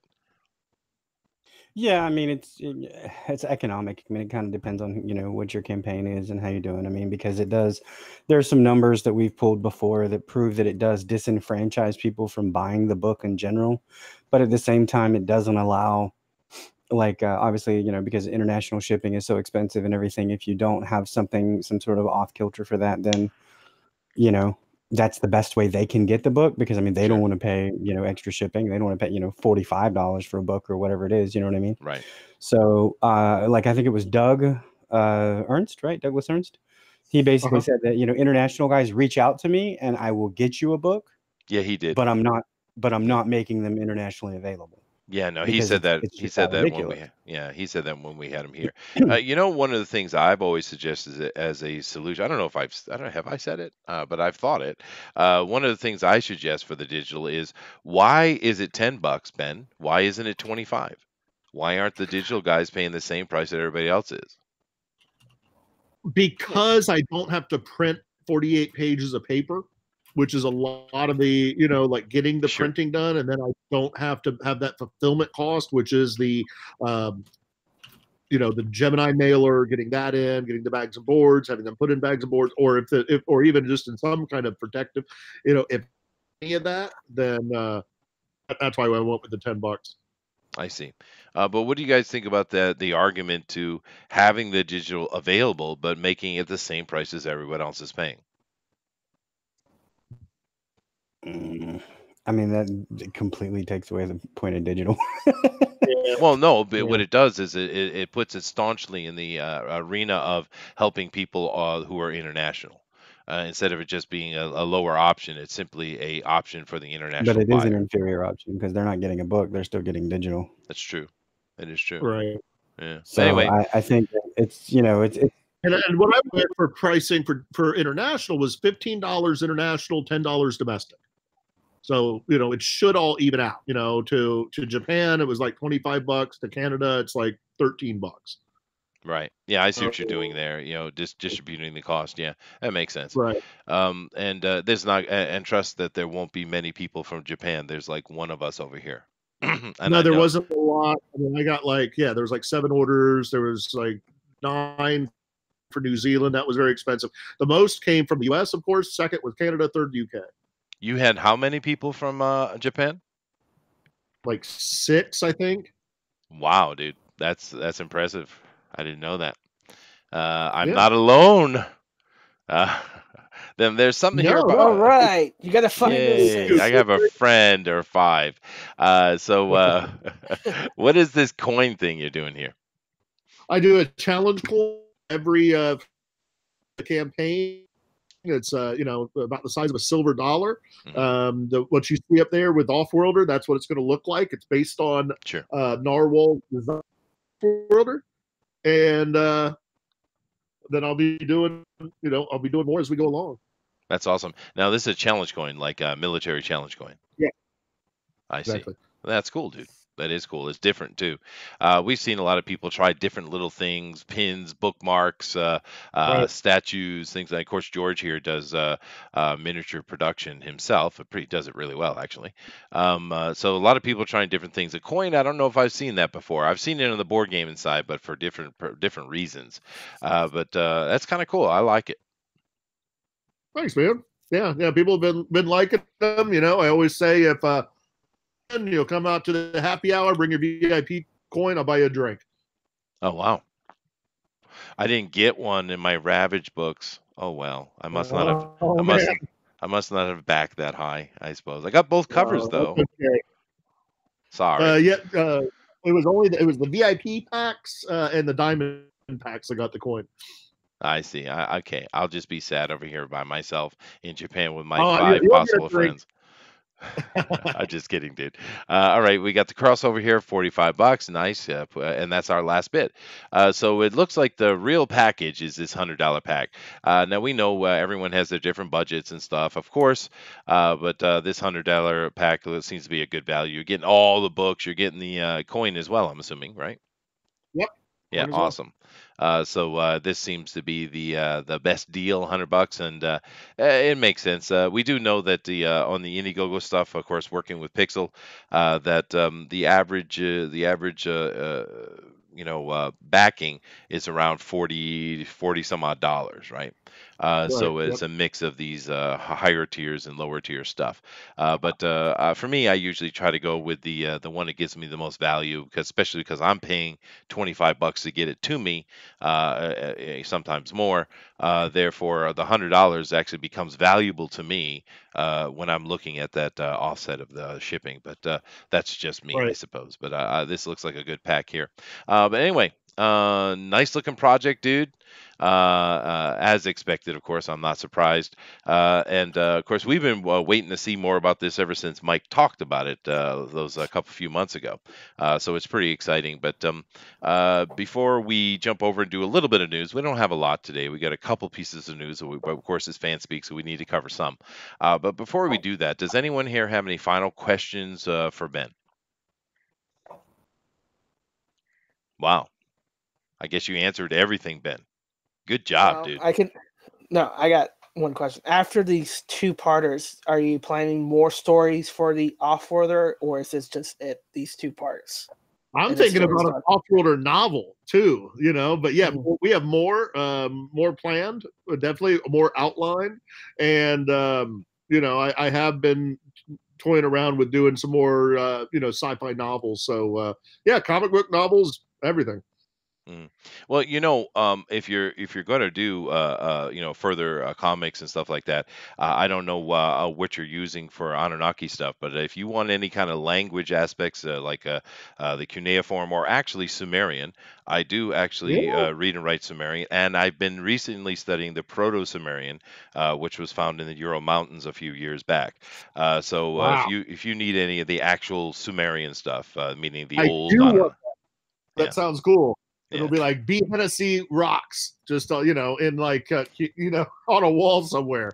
No, yeah, that would be cool, man, for real. Yeah, we'll do Awesome. something. All right. But You have anyway, your chance to leave posterity on the future of the universe, and you're going to say, basically, I was here. exactly, Yeah. right. That's awesome. Yeah. But go ahead and give us your last elevator pitch for Offworlder, dude. And yeah, go ahead. Elevator pitch time, guys. Brand new sci-fi epic. They don't make them like this anymore. The Offworlder, the protectors of Sa-Ra. He was sacrificed to the gods for his people. Now he has to fight an intergalactic war to save them. So don't miss out on Offworlder today. Offworldercomic.com. That was good. Short and sweet. Excellent, dude. Now, R2D2, which nice to see you in here for R2D2 for life. He says, Chester, ask him about the July 4th secret announcement. Well, it's not July 4th yet, but I'll ask him anyway. What about the July 4th secret announcement? I cannot wait. I've been working on it. We've been working on it, gosh, I guess about a year now to get it ready where we're going to show it. It is our first kids line, but we want it to be, enjoyed by everybody. I think everybody will enjoy it, but it's targeted, kids 8 to 15. It's going to be launched on Independence Day, July 4th. So I'll do a big, I'll be live streaming and talking about that all day, but keep an eye out for it. Sweet. And then All right. also, I'm going to make a Indiegogo sign-up page for Ravage: The Complete Saga. That's going to come out in a week or so, and for this new project, so people can sign up and get access to special behind-the-scene perks. I did one for all the Ravage backers, so the original backers should have an email with a special secret link that'll get them access to another perk that only they got. Oh, sweet. All right. I gotta go check that. The problem is I get so many of the Facebook and Twitter pings onto my Yeah. email. It's like 500 a day, so it's like a pain in the butt. Wow. Yeah. Yeah. But it's good. I love it. You guys keep commenting, keep yelling at me about talking about history stuff. You go ahead. It's all you. I got you. But anyway, it's been a lot of cool comments. We've been talking here to Ben quite intently, and we haven't covered a lot of the comments, but it's really cool. And sounds like Hillel's wife has moved on to a new job and some kind of thing like that, which is cool, dude. You guys are in Tel Aviv now. Oh, all right. Well, there you go. Of course, Hillel and I have had a couple conversations. I do work via the British Museum for the Tel Aviv University, actually. So that's kind of interesting. Anyway, now Ben, what we're going to do now is we're going to go over and cover a couple news stories. We don't have a lot today, but after we do that, we hope you stick around and just interject your opinion with our news stuff. But after we're done with that, we'll come back and look at this page one last time. All right, guys, so let's jump over and cover some news, I say. And let me see here. So which one do I want to do first? Let's do this one. Here we go. Now, we actually had this set up to do the other day, but you guys know I had a typhoon here, so we had a little bit of disruption troubles. We went over the George channel, which, George, thank you very much for doing that, dude. But we didn't cover all the news we were going to cover that day because of, the debacle. But this one, I think, is maybe fun. Go ahead, Dinale. All right, so this is from Bounty into Comics. John is presenting a rumor about Catherine Langford on Warner Brothers shortlist for the upcoming casting of Batgirl. Catherine Langford was cast originally in Endgame as Tony Stark's older daughter, but they cut that scene out of the films. Yeah, they did. Yeah, and just as well because we know from the Endgame film the progressive politics peoples are yelling and screaming at a 7-year-old for daring to try to take the place of Riri Williams. Wow, dude. It's just I still can't believe they're yelling at an actual 7-year-old about something she has no control over. But if this lady had been shown in the Endgame, she would have got the flag. So she got lucky, I'd say. But I don't know. What do we think? Take a look at her. Is her face, her eyes aren't really square. She's not very symmetrical. She's a redhead. That's like a double check mark. She's got those pouty lips people seem to like. Gray, steel gray, kind of gray eyes, I guess. I don't know. What do you guys think? Is this our Batgirl? What has she been in? Just an Endgame thing which she didn't get shown in, I guess. I don't know. I don't know anything about her. No. Yeah, I don't know, dude. It's like, well, first of all, I know Batwoman's a redhead, but is Batgirl a redhead too? Yeah. I thought she was just a brunette. Batgirl? Yeah, Batgirl. Yeah, Batgirl. Yeah. Isn't it? I think. Yeah, Batgirl was was our Auburn color. Yeah. All right. Yeah. Well, it's fine. But we don't know anything about this girl, so we can't really comment on her. Here's a picture of her with a sword doing something, I suppose, from something she worked in, I don't know, the Nimue in Cursed. I don't know what that is. So we don't know much about her. It looks like she's done a little bit of work, but I guess all we can do is just kind of look at her face and say, is this Batgirl? So her current films that she's been or currently going to be in has been in Netflix Love, Simon, where the main character finds out he's gay and he's still confused. The second one is the one we talked about that got deleted scenes from Endgame.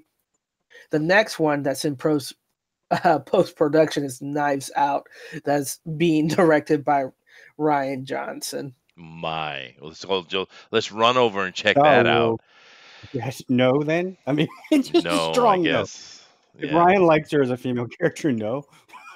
Yeah. Well, I think the thing that pops out to me most off the top, because I don't know anything about the girl. She's probably a wonderful person, I'm sure. But we don't have anything to go on here other than just simply a picture. The first thing that comes to my mind is she's way too old. I I mean, think. if What? Well, I don't know if you're too old. I mean, Batgirl's like what, like in her late 20s or something well, by now. But yeah, but which Batgirl story are we telling? Are we doing just throwing Batgirl out, or we're not going to give her an origin story? well, that's what it seems like. I mean, that she doesn't look like she's 19. That's for sure. Wait, Yeah. why do you say it like that? Like another girl can't play her from 6 to whatever. You know what I mean, you Someone could get could. it. Yeah, you're right. I mean, you know, what origin you telling? So it's not like there's not a girl that couldn't play a younger version of her.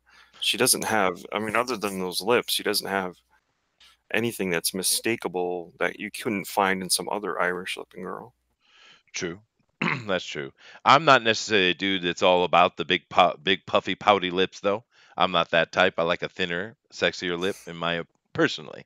But I know a lot of people like There the goes big his giant bias. lips. Bias against the Irish. I see it. I am half Irish, dude. Don't give me that. I'm half Irish, half Scottish, Norwegian. Don't tell Yeah. me about that. You I keep saying that. love me the Irish women's. You But Yeah. I don't know, Ben. What do you think? You keep saying that. I think she You know needs me. to. Can she do the physicality? You know, or can she be Batgirl? She, Well, you know, That's what I was about to say. She looks kind of puny. we get that's another issue for a different conversation. We do have her in an action scene here. I guess that's her. I don't know, is that her? But I guess it is. That's a problem we've been having. We're getting a lot of these scrawny little skinny girls, and they keep having them fight on screen like men do instead of like women do. And a perfect example of this is if you go watch John Wick 2, you got that the mute girl. What's her name? She's doing the Batwoman now. Um, I can't remember her name, but you guys know what I'm talking Oh, about. I The know you're talking little, about. the little sometimes Ruby lesbian Rose. Ruby Rose, the sometime lesbian girl, Oh and yeah, right. she Sometime with it. well, that's what she is. But in John Wick, they had a great fight scene with her and Keanu, and she is fighting like a woman would, right? And it's really good. It's a nice tight, and of course he dominates and defeats her in the end because it's John Wick. But she puts up a really good fight in a way a woman would fight. Especially a little teeny scrawny one like that. And then we see the trailer for Batwoman. She's still just as scrawny. She hasn't like she's gained a foot of height, which is weird because Batwoman's kind of big. But but she's fighting like a man, and it just doesn't. It takes you straight out of the immersion, and you're like, no, that's nonsense. So we can see that they can do it. It's the same actress. We see her in John Wick. It's great. We see her in the trailer for Batwoman. It's awful. So it's like, what are you doing? Come on. Let's be a little more serious about it. And the thing that kills me too is when you have a woman fighting like a woman would. It's cool, dude, but they can't. They got to fight like men because this stupid idiocy that's going on. But I don't know what they're going to do with her. It's almost like I don't think it's the same girl, but I guess it must be. But yeah, I don't know, dude. Anyway, this is just a little piece of news we had hanging over from that trouble the other day. We wanted to go over it. She's making pouty selfie lips. Yes, she's trying to be sexy. She's trying hard, dude. That's well practiced. She sat in front of the mirror many times, I'm sure. I think the thing that's started throwing me off is her face is off center. She's not symmetrical. The right side is lower than the left side. She doesn't have a balanced face, which is I odd. agree with you. She's hideous. Oh boy. I mean, Okay. it's horrible. No, I know what you mean, though. I would just want them, whoever the actress is or actor, for any of these characters, just be true to the source content as much as possible, and like you said, like make it at least based in some kind of realism or skill, where it's not just that she's going brute force with Bane, and beats Yeah. Bane. Yeah, it's ridiculous. Because she kicks. Right, unless she does some real skill, like you got to show something cool, and make it cool. It's like Marvel and DC, a lot of they just forgot what cool was or how to put cool in their work, No, that it is true, and it's this unfortunate. It's the move away from the what they consider to be the toxic masculinity, because what they've done, what Marvel has done, DC to a point, Image, of course, a lot of them, they have basically said that we don't want our old readers. We want the new SJW identity politics people as our readers. That's what they tried to do. And to be fair, Right. if they had made that shift and they had found success and were making money, I would be c'est la vie. Right? That no problem. But they're losing Right. money like crazy because those people aren't buying it either. I said that for a long time. If my 6 kids were digging it, then okay, my time. I'll just buy the old stuff that I love, and Yep. But no, even none. It's like, I don't know. It's like the art form is dying, and the people in charge, they don't care. Mhm. Well, Hillel makes a good question, a good comment here with New Hero Comics. He says, "Shouldn't Bruce Wayne have retired by now if we're talking about aging?" Well, they did make a really good comic about that, and of course, that's Batman Beyond. It's a great little comic. Now, that's outside of my generation. It's certainly older, but I still enjoyed it. My kids loved it. So you can do both. But that's not really on the conversation we're talking about now. But I agree. Yeah. But anyway, let's move on to our next story. All of them should be aging except, maybe Superman. So you can't really do that because, who wants like old woman Wonder Woman? Nobody. And of course, there is no such thing as old woman Wonder Woman anyway. 'Cause she doesn't age either. She is Right, immortal. she's immortal. But Power Girl or whoever, Well, now here's a fair point though, dude. With Gal Gadot playing Wonder Woman. Now that was average 5 movie. It wasn't particularly super special. But compared to everything else, it certainly stood out. It wasn't horrible at all. Make fun of its own medium. No, and it was funnish. Well, you also have to remember by that point everybody wasn't expecting anything. That's what I mean. It's like you had like Batman versus Superman, and people are like, okay. Yeah, no. I had somebody, arguing with me the other day on that, and they're like, "Tell me one stupid thing." I'm like, "You got 3 people. 2 of them have proven they can take that spear and do something with it. 1 will die. Which one do you send? The one that'll die." Okay. Yeah, I know, right. But the thing with Gal Gadot, though, to kind of finish up on this point, was she is she can't defeat Superman, but she could have a throwdown with him, right? She's that strong. But yet, even in that movie, when they had Gal Gadot fighting, occasionally she used the power type of move. She did, but a lot of it was very tactical in the combat they had her doing, and she did a really good job. Actually, I was surprised. But even in that situation, they made the decision that hey, it's a woman. People are used to seeing women fight in this way, so we're going to stick mainly to that. Even in the situation, they didn't have to. They could have had Wonder Woman fighting just like a dude. It wouldn't have been a problem because we know she's super powered. But even in that situation, they knew better to not do that, simply for the immersion of the viewer, right? And don't misunderstand me. I'm not sitting here saying women can't fight. I'm not saying that at all. What I'm saying is women fight in a different way. Right? And we know this way because our Hollywood has been showing us this for the longest time. It's only recently that we're seeing this kind of nonsense, right? But whatever. Moving. Oh my goodness gracious! What is this? So UFC boss Dana White confirms talk for Tom Cruise versus Justice Bieber fight happening. So it's going to confirm they're going to fight.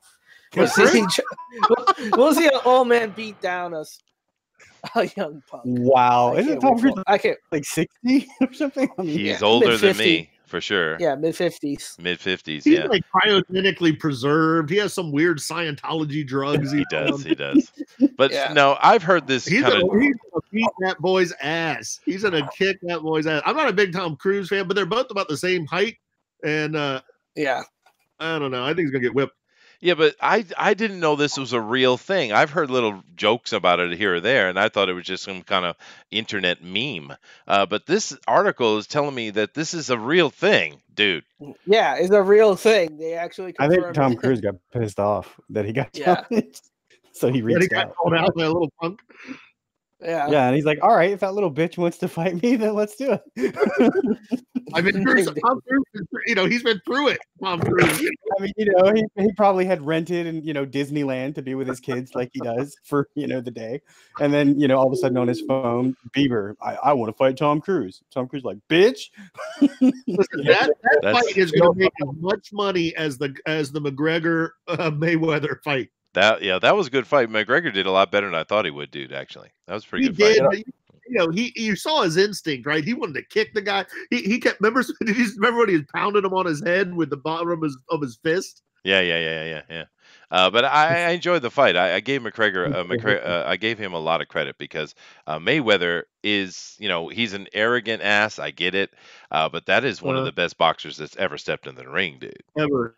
I mean, Mayweather just was giving pity shots because after a while he's just like, time to end this. Boom, boom, boom, out. Right. yeah, in a way, I guess. Somewhere out there's a bunch of internet jokesters who created the OK symbol being white power. I think these are the same jokers that got these two characters to fight each other, and they're just laughing it off. Because this whole thing started off as It might be. Yeah. Well, we've seen I mean, musculature wise and the way they fight, they're completely different because of the whole reason. Like McGregor, like I remember, was it Joe Rogan? He had like a on one of his deals, and they were talking about that, and they said that McGregor basically, that was the same reason why he lost. I think it was to Diaz or something. Is because he doesn't really have stamina. No. But he has more in the initial like kinetic blow, or just the initial kinetic like just volley of his blows than most people do. He's like Tyson. They can't defend it. He's like Tyson was. Well, no, Tyson was just compact and like if he hits you 3 times, 2 of them were going to kill you. Well, yeah, but I'm meaning that Tyson never really displayed much stamina either. But Tyson was in the beginning. You have to weather that storm, and of course that's what Holyfield did. Mm-hmm. He weathered the storm, and then he started boxing him and started taking him apart, right? And that's what boxers do is last for endurance. And so he just, the boxer was like, I'm just going to dodge you. Yeah, sure. I'm going to stay away from you. You don't have to chase me, But back to Tom Cruise versus Justin Bieber, which I can't even believe I'm saying it. But we've seen a bunch of these kind of celebrity bouts, internet, YouTube guy personalities going against each other. We've seen this kind of stuff. I'm just shocked that this is a real thing. I don't even know if the world is aware it's a real thing yet. But all I can say is please, Mr. Cruise, I've laughed at you and pointed fingers and joked at you for years. But sir, if you go in there and pulp this little shit, I will love you forever, sir. I will have a newfound I will too. That would be pretty great. It would be awesome, dude. I have no clue what the hell this is though. Anyway, hey, but it got us talking a little bit about real boxing, though, so that was cool. Anyway, let's move on. Now, this is very interesting for a couple of points to me. One, of course, I'm going to let Dinale do his thing and introduce it, but look at that. Yeah. That is Stephen King's son. Dude, he's a freaking carbon copy, man. He does, yeah. He is. Looks a lot like his dad. Anyway, go ahead, Dinale. Yeah, so from Sci-Fi Wire, Joe Hill, the son of Stephen King, as Chester mentioned, is launching a new horror-themed DC comic lines. All right. Well, so they hired him to produce these books that's going to be like, based on his own books and other horror anthology kind of books. We'll see how it goes with that. He did Lock and Key, which is I like a lot. I don't know the NOS 4A2. Anybody know this one? I'd never heard of this one. Yeah, it's connected to his dad's Mr. Mercedes. Oh, okay. All right. That's cool. Yeah. Play off your dad best you can, dude. Lock and Key I like, though. Anyone who's paying attention knows we're in the middle of a new golden age of horror. Films like Get Out, it wasn't bad. Hereditary, I like that one. It Follows, that wasn't bad either. But that I don't know if that's a horror. That has more. That's anyway. I'm not gonna get into that. And plain old It. You should put that in parentheses. But they're starting to trying to say that we're coming over here to comic books. So here are the things we're looking at. I guess basket full couple of heads, a dollhouse family, the low, low woods plunge, and a Daphne burn. Um, hmm. Well, I I'm kind of happy that they're introducing more horror and more different genres that are outside the superhero things. Because that will definitely bring people to become a little bit more interested. I don't know how successful it'll be, but it's definitely, a way to draw a new audience that, would necessarily not look for superheroes, but those type of stories as well. Mm. No, I mean, and of course, it's a big time throwback, right? Because a lot Mhm. of the old books were horror, and for a long time, there was a ton of horror stuff. But I think this is cool. Like I said, I liked Lock and Key. That was certainly interesting. So, and it's neat that because to be fair, until I saw this, I didn't even know who he was. I didn't know he was because I haven't seen a picture before. I didn't know it was Steven's son. And of course, if you showed me a picture, I would have immediately recognized it because it looks like a young Stephen King. Yeah, no, Nosferatu. You're right, dude, Eric. Yeah. It is Nosferatu. I was being all stupid and reading like numbers. Um, damn, dude. I have to check that out. All right, because I like Lock and Key. What do you think about this, Ben? What do you think about the horror books coming back with a legacy writer, dude? I like it. I like it. I think all kinds of, we used to have war comics. Remember, I don't know, Kirby had his whole kind of war comics line, which was all, early Right. day, and so was it Rock. And then we had, you know, I don't know. I think it's cool, man. All different kinds of genres. Absolutely, dude. And I used to enjoy reading a lot of that stuff because when I was a kid, horror books were still around. We still had them, Yeah. right? I haven't seen much of them in quite a while, but we still had that stuff. So it's interesting to come back and like I said, I didn't even know this was the dude, and I've read Lock and Key, but didn't recognize the connection. But thank you very much for that, Eric. Pixel says, "Has his son run anyone over lately? Oh, you're never going to forgive him, are you? You never, Pixel." All right. Hillel says they could call it the Bieber Cruise and hold the fight on the ocean. They could. They could do that. I think they're going to make a lot of money. But anyway, anybody else have any comments on these 5 books that what's his name? John? John? No, Joe. Joe Hill. Joe, yeah. Yeah, 5 books. No, Sweet, dude. We'll see when it comes out, how good they are. Well, we should check them out and maybe do a review on them, man. Just keep an eye out for it, yeah? Yeah.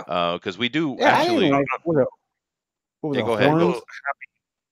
I'm really happy for Kelly Jones because he's sort of a guy who is having a resurgence in his career. He's always drawn the same way. He's never drawn any differently. And he sort of came into the industry on, trying to do a version of something. Like they pulled him in to follow Sam Keith one time on Sandman. But his work was always unique and different. And he recently did a Batman book. I forget what it was called. But he's one of these guys that's not old. But his look is so different in his work, and he kind of got pushed out. But it really has its place. He's a little bit like Kyle Holtz and stuff like that. But I love his work, and I love that these guys, don't get lost completely to something else. If they're always a part of comics, but he definitely deserves to be on a book. His Batman, yes, he always had the long pointy ears and sort of you could see his backbone sort of sticking out of the back of his costume a little bit, and it was always a little different, always hunched over and sort of sinister. But I always loved it. It's just a different take on Batman, That's visually. cool. And I do realize that only 2 of these books are being done by Hill, and the other ones are written by other people. But they're just kind of showing what's coming out in the horror stuff. But we're going to look forward to it. We do comic reviews here from time to time. We are a comic book channel, and it's been a while actually since we've done a review. We should do more, I think. But we'll keep an eye on these things. We're really, Denali, what we need to do is start reviewing some of these Comicscape books because we've got you and I think we've got the whole thing covered pretty much between the 2 of us. Pretty much, yeah. Yeah. Because we should start talking about them, I think. And maybe we'll start with Ravage.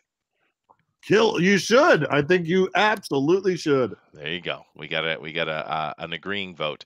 Let's see. I don't have much time, but I do have enough to do one. No, I already talked about that. This is the Jason Yeah. Aaron thing I wanted to talk about. It's just the absolute ridiculousness of him making a book and yelling at the fans about how dare you not like my transgender Hulk. I mean, that's what it comes down to.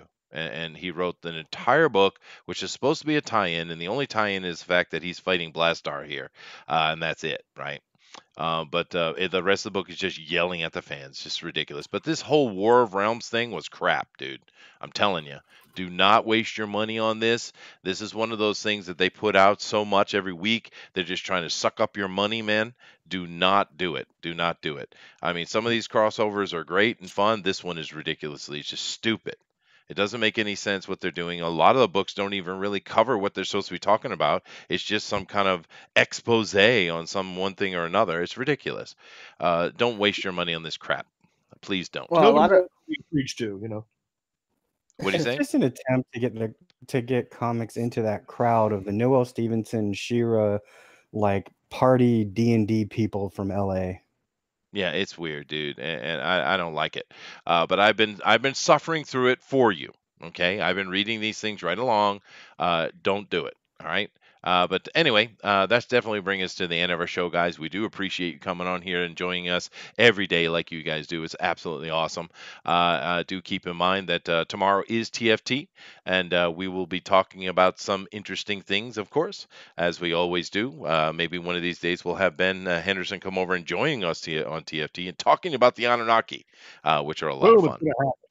Yeah, it's going to happen, dude. But there you go. But of course, before we end the show, we want to come back over to the Indiegogo page once again. Pixel, if you could do me a favor and drop that link for me. And we have Offworlder here, the protector of Sarah. And we have a 48-page book from Cautionary Comics, Ben Henderson, Mike Barron, and the artist once again. Jordi Armenthal. And we have an amazing legendary artist cover. It's going to be a metal cover from Mike Miller. Sweet, sweet. We appreciate you guys. Definitely go over and check this out. This is not one of our normal fare. This is certainly a higher level thing. Obviously, because Ben's a little bit established and he's actually got a company going on here. But definitely go support them, and because this is what we want, right?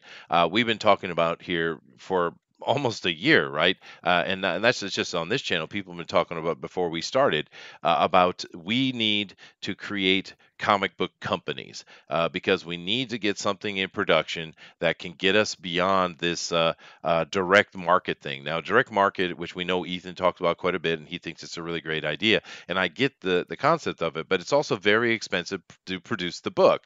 If we can get things more stable in an actual company that we're standing behind and backing, like we do with Alterna Comics and Peter Samedi, this is much more beneficial to us in the long run because it's a lot cheaper when these guys can establish themselves and get their printers and all those things going on in a much more effective and economic manner.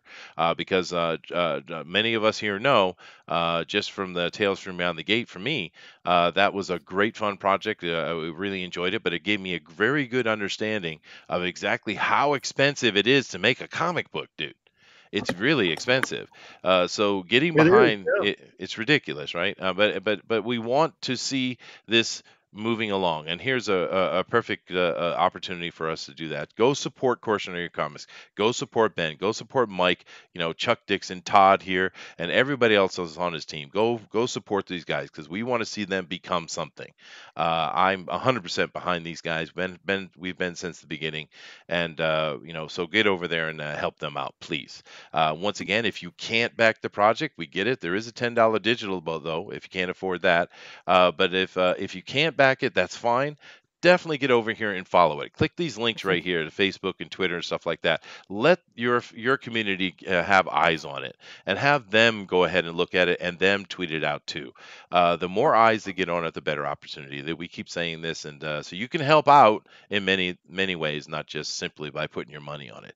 But other than that, any closing words, Ben, before we get out of here? just keep supporting independent comics. Thank you everybody that has backed Cautionary Comics so far, and we have a lot more in store, so thank you very much. Awesome. All right. Well, thank you very much, George. Thank you very much, Todd, Dinale, of course, and of course to you, Ben, as well, for joining us here, and Dr. Wright as well. It's always fun chatting with you guys. It's always fun chatting with the chat, man. You guys are awesome. Do keep in mind, we have our links down here, guys. You got me for me with Twitter as well as my Facebook, and definitely hit me up and get on the show. This is FanSpeak, man. We want to hear from the fans. You are welcome to come on and talk with us here. You really are. We do a lot of different shows. It's not just the comics news or the FanSpeak. We do. We also do the TFT stuff, and we do our Bugbear's Basement, where we do role playing and board gaming and comic reviews, etc., etc. So if you want to be on any of those things, just hit us up, man. We want you to be on. We really do. But other than that, thank you to everybody. And Dinale, take us out of here. All right. Well, thank you, everybody, for joining us. Thank you, everybody on the panel. Thank you, Ben, for being our special guest and joining us for this Saturday's FanSpeak. And thank you, those who are sticking with us in the chat. We didn't read a lot of your comments, but we always appreciate your involvement.